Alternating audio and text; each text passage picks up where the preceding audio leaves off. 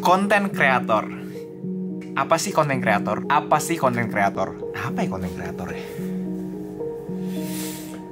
Konten kreator apa ya? Gue konten kreator bukan?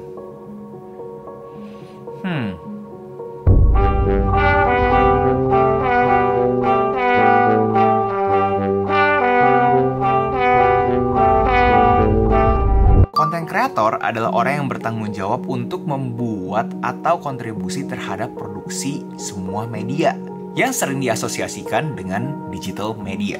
Jadi banyak yang bingung konten kreator itu apa sih? Kayak WTF is a content creator.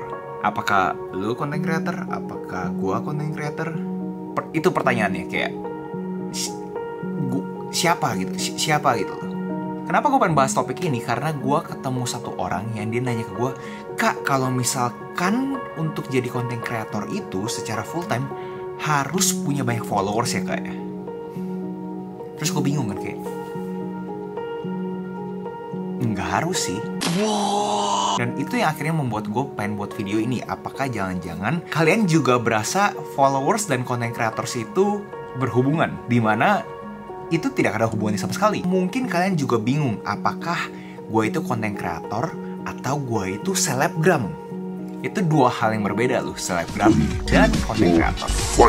Selebgram adalah orang yang mempunyai followers banyak dan mempunyai eksistensi tinggi di sosmednya mereka. Yang biasanya yaitu cuma foto-foto yang cakep-cakep.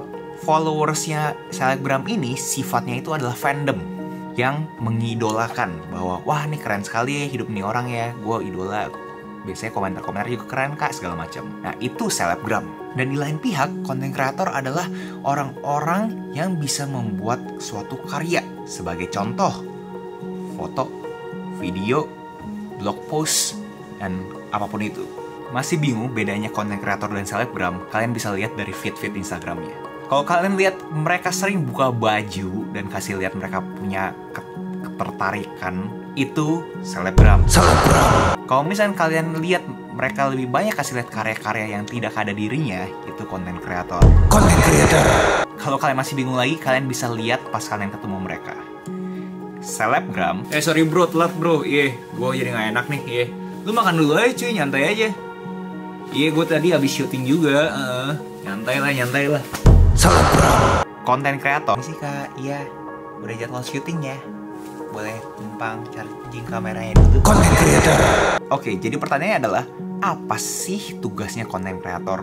Nah, konten kreator itu biasanya diasosiasikan dengan orang yang bisa membuat sebuah digital produk. Digital produk bisa mulai dari blog post, foto, video, website, buku. Ini yang biasanya diasosiasikan sebagai digital product, di mana karyanya itu biasa merepresentasikan sebuah perusahaan atau personal brandnya sendiri. Konten kreator itu banyak banget deskripsi tugasnya.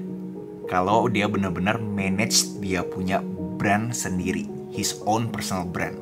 Deskripsi kerjaannya konten kreator seperti juggler. Dia harus juggling antara researching, producing, community engagement, marketing, bahkan administration. Jadi kalian bisa ngebayangin konten kreator itu sebagai sutradara, di mana sutradara itu kan bertanggung jawab atas script writing, acting, editing, you name it, semuanya itu. Jadi deskripsi kerjanya sutradara mirip dengan konten kreator punya deskripsi. Tujuan mereka sama, yaitu memastikan mereka punya konten the best it could be. Jadi sebenarnya apa sih konten kreator itu? Untuk mereka paling gampang adalah bayangin itu adalah sebuah payung yang memayungi semua pekerjaan yang berhubungan dengan industri kreatif. Dari ilustrator, painter, singer, you name it. Semua orang bisa jadi konten kreator. Kenapa gue bilang semua orang bisa jadi konten kreator? Karena kreasi konten itu dimulai dari sebuah knowledge, sebuah ide. Semua orang pasti punya ide, semua orang pasti punya pengetahuan. Nah, dari pengetahuan tersebut bagaimana cara mengemasnya itu menjadi sebuah konten. Nah, kontennya itu bisa berbentuk banyak macam. Jadi siapapun, apapun profesi kalian, kalau misalkan kalian bisa ngambil angle ini, bahwa kalian itu sebenarnya konten kreator, bahwa kalian itu bisa membuat konten. Sebagai dokter, mungkin gue bisa bikin konten terhadap bagaimana caranya memastikan kita mempunyai nutrisi yang cukup untuk keseharian kita. Bisa dalam bentuk video, bisa bentuk dalam foto, bisa dalam bentuk writing.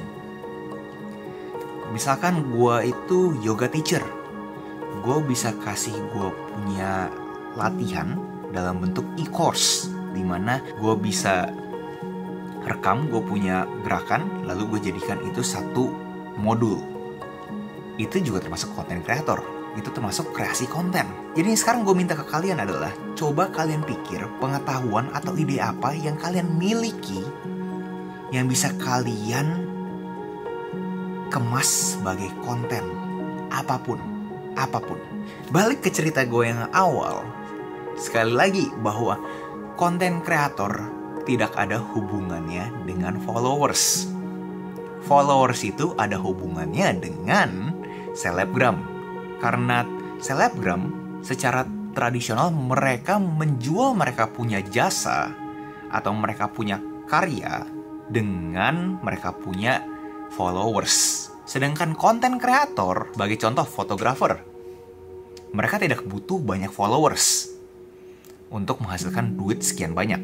Jadi, jangan patah semangat kalau misalkan kalian masih belum punya followers atau subscriber.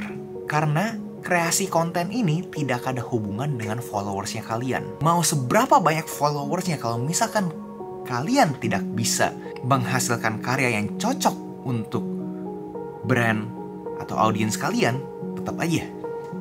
Nah, itu bedanya selebgram dan konten kreator. Sekarang lebih jelas kan bahwa konten kreator itu apa sih?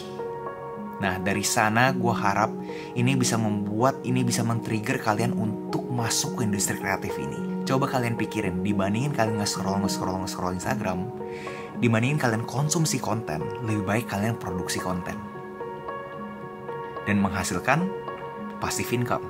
Gue berharap video ini mengklarifikasikan konten kreator itu apa, dan akhirnya kalian berani melabelkan diri kalian sebagai konten kreator juga. Tetap bangun terus kreator skills kalian.